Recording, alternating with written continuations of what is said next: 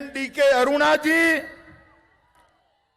Doctor के लक्ष्मण जी, हमारे वरिष्ठ नेता तेलंगाना के ही श्री पी मुरलीधर राव जी, श्रीमान सुधाकर रेड्डी जी, श्री जितेंद्र रेड्डी जी, श्रीमती विजया शांति जी, श्री अटेला राजेंद्र जी, श्री टी राजा सिंह जी, श्री धर्मपुरी अरविंद जी, डॉक्टर जी मनोहर रेड्डी जी, और आज परिवर्तन की इस प्रचंड सभा के अंदर आए हुए प्यारे भाइयों बहनों माताओं और मेरे जिगर के टुकड़े जैसे युवा मित्रों, आज मैं कई दिनों से हमारी यात्रा को फॉलो कर रहा हूं। मैंने अभी पंडित संजय कुमार जी का भाषण सुना, मुझे लगा कि मुझे आने की कोई जरूरत नहीं है, केसीआर को हटाने के लिए संजय कुमार अकेला काफी है। भाइयों बहनों, ये यात्रा एक पार्टी को निकाल कर दूसरी पार्टी को बिठाने की यात्रा नहीं है। ये यात्रा किसी को मुख्यमंत्री बनाने की यात्रा नहीं है। ये यात्रा कोई राज्य के अंदर भारतीय जनता पार्टी की सरकार बनाने की यात्रा नहीं है। ये जो यात्रा है, ये तेलंगाना के दलित, आदिवासी, पिछड़ा वर्ग के लोग, किसान, महिला और युवा के कल्याण की यात्रा है। ये यात्रा हैदराबाद के निजाम को बदलने की यात्रा है। आप समझ रहे हैं ना मैं क्या कह रहा हूं? तेलंगाना में निजाम बदलना है या नहीं बदलना है? जोर से बोलिए, बदलना है या नहीं बदलना है? ये यात्रा उनको श्रद्धांजलि की यात्रा है जिन्होंने रजाकारों से अपने तेलंगाना राष्ट्र को मुक्त कराकर भारत मां के आंचल में लाने का काम किया था। ये यात्रा उनके खिलाफ है जो आज भी रजाकारों के प्रतिनिधि की गोदी में बैठे हैं, उनके खिलाफ। ये यात्रा उस मानसिकता के खिलाफ है जो परिवारवाद को चलाती है।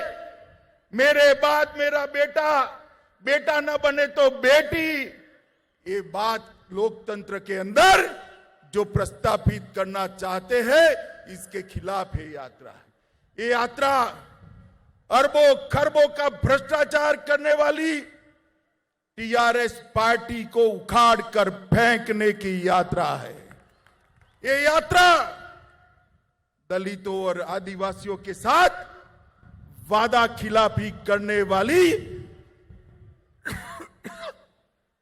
टीआरएस पार्टी को उखाड़ फेंकने की यात्रा है। और ये यात्रा तेलंगाना विमोचना दिन को मनाने का वादा कर मजलिस के डर से डर जाने वाले मुख्यमंत्री चंद्रशेखर राव को उखाड़ कर फेंकने की ये यात्रा है। और इसीलिए मैं यात्रा के अंदर आया हूं।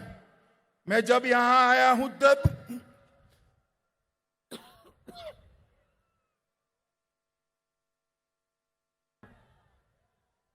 पूरे देश की ओर से, पूरे तेलंगाना राष्ट्र की ओर से हमारे प्रथम गृह मंत्री सरदार वल्लभ भाई पटेल को प्रणाम कर श्रद्धांजलि देना चाहता हूं, जिनके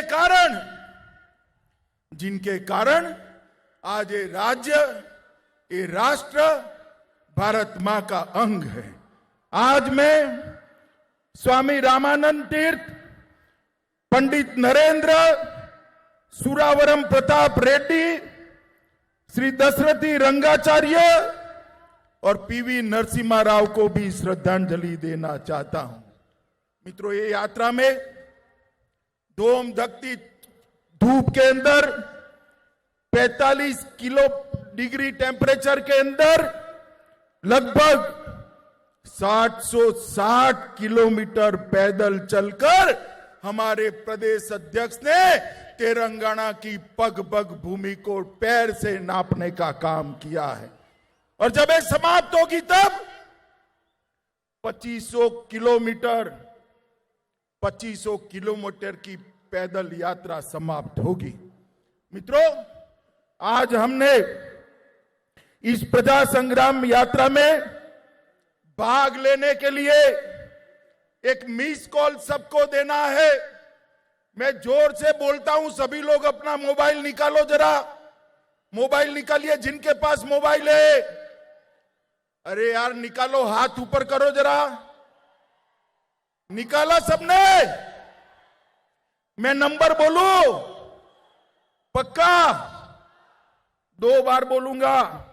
6 3 5 9 1 1 9 1 1 9। अब दबाइए बटन। हो गया मिस कॉल। बंडी संजय कुमार को आपका समर्थन मिला है मित्रों, और ये लाखों जो मिस कॉल मिलते हैं वो हमारा हौसला बढ़ाते हैं।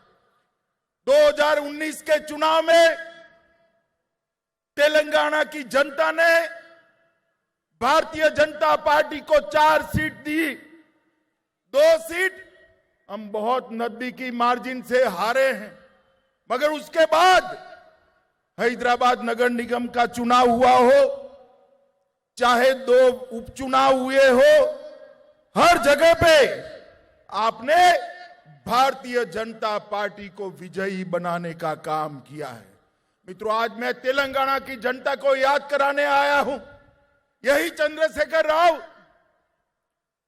तेलंगाना की रचना के वक्त उन्होंने वादा किया था, निल्लू निधुलू नियमकालू। कुछ पूरा हुआ है क्या? अरे भाई जोर से बोलो, कुछ पूरा हुआ है क्या? कुछ पूरा हुआ है क्या? मैं आज आपको कहकर जाता हूं, मोदी जी के नेतृत्व में भारतीय जनता पार्टी की सरकार बनाइए। निल्लू निधुलू और नियामक कालू का वादा हम पूरा करेंगे भारतीय जनता पार्टी की राज। जल भी मिलेगा, पर्याप्त बजट भी मिलेगा और रोजगार भी युवाओं को मिलेगा। युवाओं ताली बजाइए जोर से। युवाओं को रोजगार केवल और केवल भारतीय जनता पार्टी दे सकती है। मित्रों, आज मैं याद कराने आया हूं, चंद्रशेखर राव जी, आप सचिवालय में सेक्रेटरिएट में तो जाते नहीं है। युवाओं, इनको किसी तांत्रिक ने कहा है अगर सेक्रेटरिएट में गए तो सरकार चली जाएगी। वो चंद्रशेखर राव जी, कान खोलकर सुन लो, सरकार जाने के लिए कोई तांत्रिक की जरूरत नहीं है। मेरा तेलंगाना का युवा आपकी सरकार को उखाड़कर फेंक देने वाला है, क्योंकि आपने वादा किया था हर बेरोजगार को बेरोजगारी का भत्ता दिया जाएगा। युवाओं, मिला है भत्ता?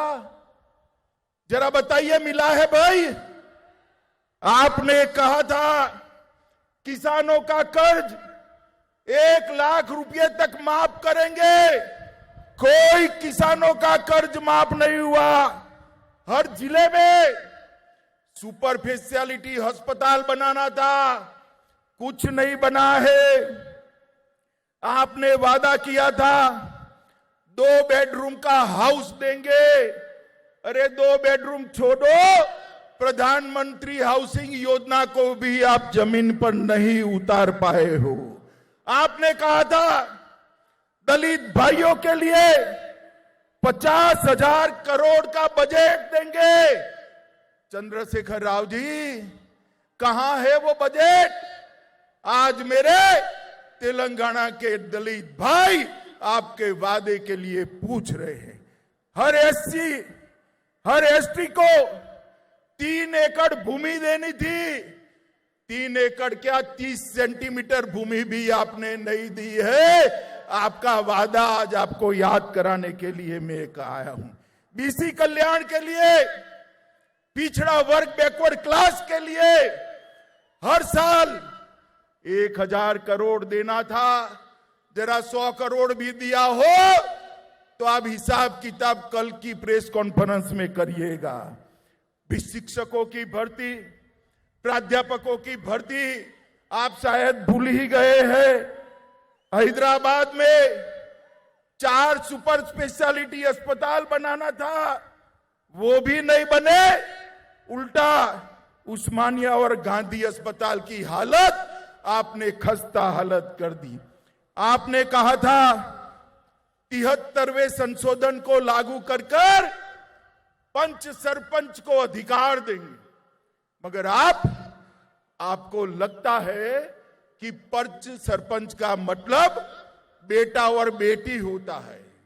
आपने आपके बेटे और बेटी को अधिकार दिया, पंच सरपंचों को अधिकार देने से आप भूल गए हैं। मित्रों, इस तरह से वो एक भी वादा पूरा नहीं कर पाए। मैंने मेरे जीवन में 13 साल का था तब से सार्वजनिक जीवन में हूं। 57 साल हो गए, मेरे जीवन में इतनी निकम्मी और भ्रष्टाचारी सरकार मैंने मेरे जीवन में नहीं देखी है। मित्रों, ये निकम्मी और भ्रष्टाचारी सरकार है। तेलंगाना का युवा आ गया है, भारतीय जनता पार्टी के साथ जुड़े और उखाड़ कर फेंक दो इस सरकार को, तब जाकर आगे किसी को भी मालूम पड़ेगा वादा खिलाफी नहीं कर सकते। मित्रों, लोगों का ध्यान भटकाने के लिए अभी कहते हैं मोदी सरकार बॉइल्ड चावल नहीं खरीदती है। चंद्रशेखर राव जी, पूरी दुनिया को आप उल्टा पुल्टा समझा लोगे क्या? तेलंगाना की जनता बहुत अच्छे से जानती है, नरेंद्र मोदी सरकार आने से पहले चावल का समर्थन मूल्य 1340 रुपये था। इसको बढ़ाकर मोदी सरकार ने 1940 रुपया किया है और 11 करोड़ छोटे किसानों को हर साल 6000 रुपया दिया है। बॉइल्ड चावल का जहां तक सवाल है, मैं आपको नियम समझाने आया हूं।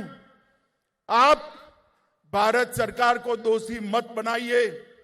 चाहे बाजरा हो, जुवार हो, मक्का हो, रागी हो, गेहूं और चावल के अलावे जितने पेरिफेरल क्रॉप है वो राज्य सरकारें खरीदती। बॉइल्ड चावल को खरीदने की जिम्मेदारी भी आपकी है और आपको ऐसे नहीं बनता है। इस्तीफा दे दीजिए।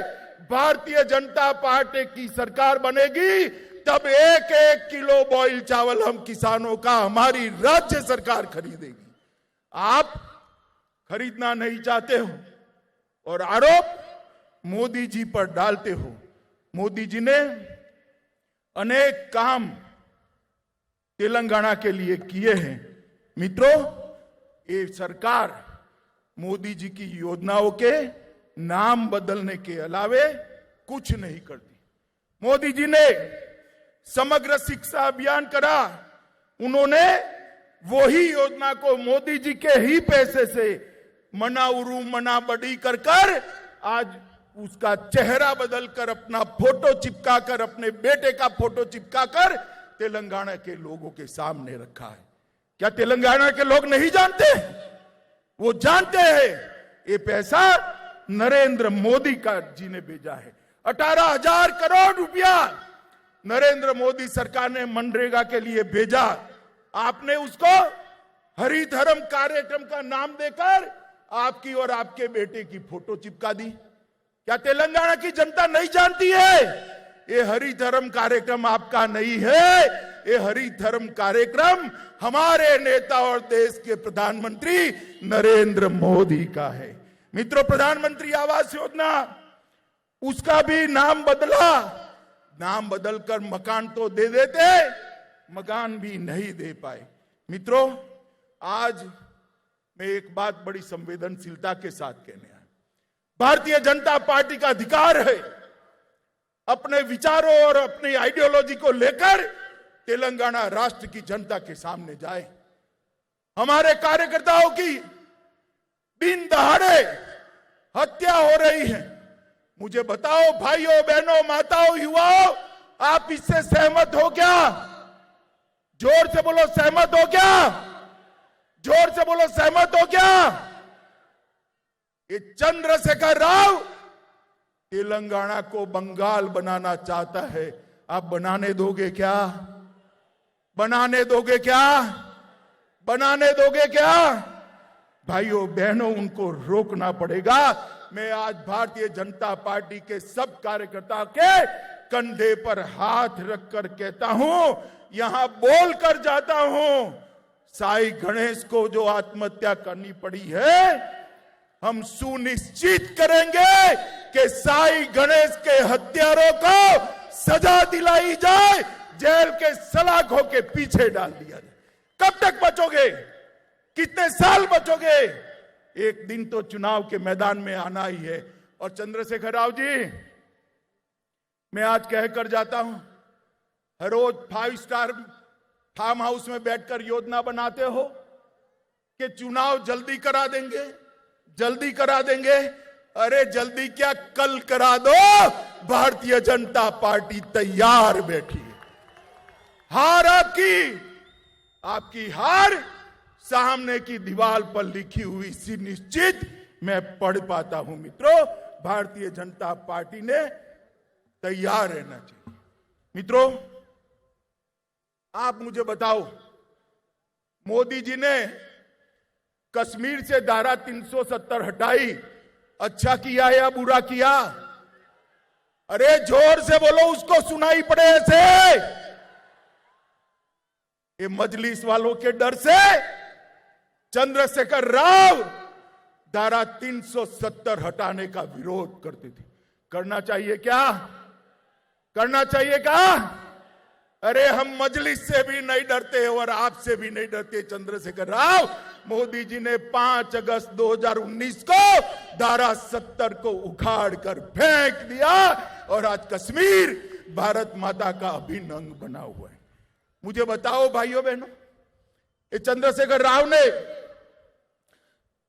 जब आंदोलन चल रहा था, तेलंगाना विमोचन दिन मनाने का वादा किया था या नहीं किया था? जोर से बोलो, किया था या नहीं किया था? मनाया क्या? मनाया? मनाएंगे भी नहीं, क्योंकि मजलिस से डरते हैं। वो मजलिस की गोदी में बैठे हुए, गोदी में। मगर युवाओं, आप में दम है, आप में जोश है, आप में ताकत है। मजलिस और चंद्रशेखर राव दोनों को एक साथ उखाड़ कर फेंक दीजिए। हम तेलंगाना विमोचन दिन मनाएंगे, हम किसी से नहीं डरते। भारतीय जनता पार्टी मानती है कि निजाम और रजाकारों के अत्याचार से जिस दिन तेलंगाना को मुक्ति मिली, वो दिन न केवल तेलंगाना, न केवल निजाम का शासन कर्नाटक और महाराष्ट्र, पूरे देश के लिए ऐतिहासिक दिन है। मित्रों, पूरे देश के लिए ऐतिहासिक दिन, और ये मनाने का काम हम करेंगे। मित्रों, ये टीआरएस की सरकार का निशान क्या है? गाड़ी है ना? गाड़ी है या नहीं है? मोटर है या नहीं है? अरे समझ रहे हो या नहीं समझ रहे हो? है ना? गाड़ी का स्टीयरिंग मालिक के हाथ में होता है या ड्राइवर के हाथ में होता है ना? हाँ या ना बोलो भाई, होता है ना? मगर ये टीआरएस की गाड़ी का स्टीयरिंग ओवैसी के हाथ में है। आपको मंजूर है? आपको मंजूर है ऐसी सरकार? तो ये सरकार बदलने के लिए हमें संघर्ष यात्रा लेकर निकले हैं। मित्रों, केसीआर ने पूरे राज्य को कर्ज में डुबा कर रखा है और कहते हैं कि हमें और कर्जा चाहिए। क्यों भाई? बेटे बेटी की भलाई के लिए। न जाने कितने स्कैम आपने किए हैं, मगर आपका पेट अभी भी नहीं भरता है। मित्रों, मैं आपको बताने आया हूं, तेलंगाना सरकार ने ढेर सारी केंद्रीय योजनाओं को इंप्लीमेंट नहीं किया है। मोदी जी ने देश के 60 करोड़ गरीबों के लिए आयुष्मान भारत योजना की है, मगर तेलंगाना राज्य उसका 100% अमल नहीं करता है। मुझे बताओ, तेलंगाना राष्ट्र के आदिवासी गरीब बैकवर्ड क्लास के लोगों को 5 लाख तक का आयुष्मान भारत का स्वास्थ्य का फायदा मिलना चाहिए या नहीं मिलना चाहिए? जोर से बोलो। ये रोक कर बैठे। प्रधानमंत्री फसल बीमा योजना ये रोक कर बैठे। प्रधानमंत्री आयुष्मान भारत योजना ये रोक कर बैठे हैं। प्रधानमंत्री मातृवंदना योजना ये रोक कर बैठे हैं। प्रधानमंत्री अन्न कल्याण योजना, पूरा अनाज मोदी जी प्रति व्यक्ति प्रति माह 2 साल से 5 किलो अनाज मुफ्त में भेज रहे हैं और 5 किलो अनाज 2 रुपये में भेज रहे हैं। उसके पर अपना और अपने बेटे बेटी का फोटा लगा दिया है। वो समझते हैं कि तेलंगाना के लोग नहीं जानते हैं, मगर उनको मालूम नहीं है। आपको अब सब पहचान चुके हैं।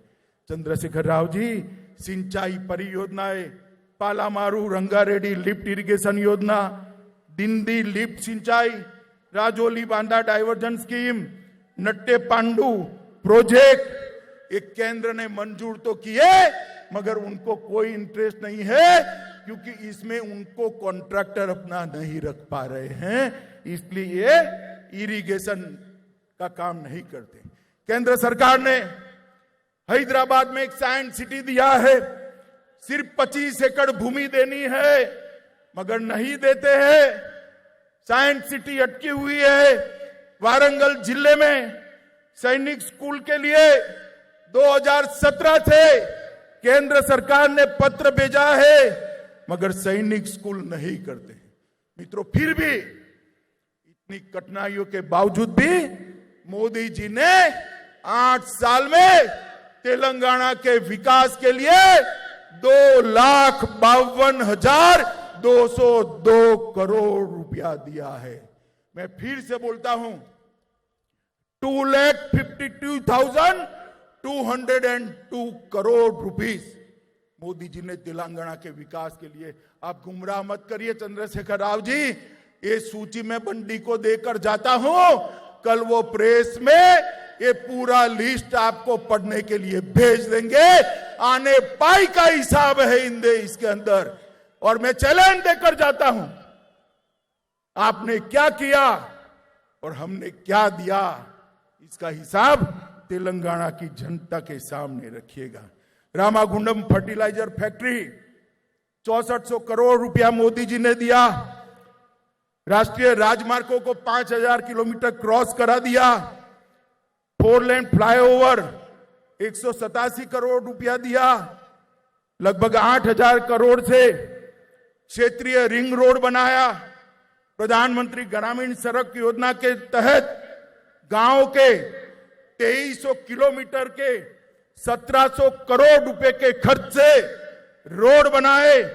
रेलवे में हमने 4200 करोड़ रुपया खर्च किया और मिशन भगीरथ योजना के तहत 2500 करोड़ रुपया दिए। मित्रों, बहुत बड़ी सूची है, कल बंदी जी देंगे।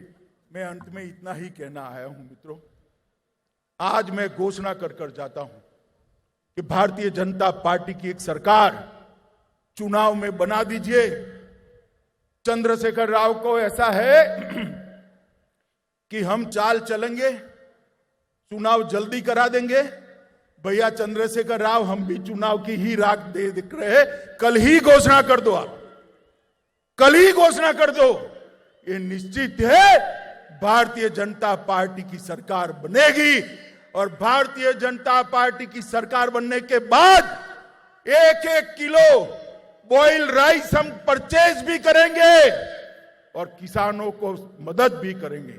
इसके साथ साथ जो धर्म के आधार पर माइनॉरिटी का रिजर्वेशन करा है, जिसके कारण एससी, एसटी और ओबीसी के रिजर्वेशन में कटौती आपने की है, हम माइनॉरिटी के रिजर्वेशन को समाप्त कर एससी, एसटी और ओबीसी के रिजर्वेशन को बढ़ा देंगे।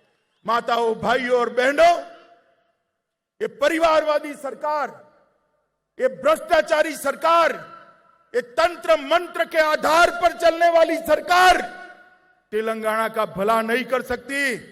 नरेंद्र मोदी जी, जिन्होंने पूरे देश के अंदर विकास की एक लहर फैलाई है, 8 साल के अंदर भारत का डंका पूरे विश्व के अंदर बजाने का काम हमारे नरेंद्र मोदी जी ने किया है, जिन्होंने भारत को सुरक्षित किया है, कोरोना के खिलाफ सफल लड़ाई लड़ी है, करोड़ों करोड़ों लोगों का टीकाकरण करा है, स्टार्टअप की शुरुआत की है, किसान, दलित और आदिवासियों के लिए, युवाओं के लिए ढेर सारे कार्यक्रम ले आए हैं।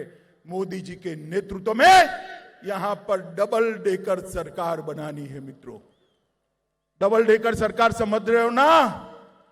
एक सरकार तो आपने बनाई है मोदी जी की, दूसरी बनाई है तेलंगाना में भारतीय जनता पार्टी की। ये दोनों सरकार बनाकर सुरक्षित और समृद्ध तेलंगाना का वादा हम पूरा करेंगे।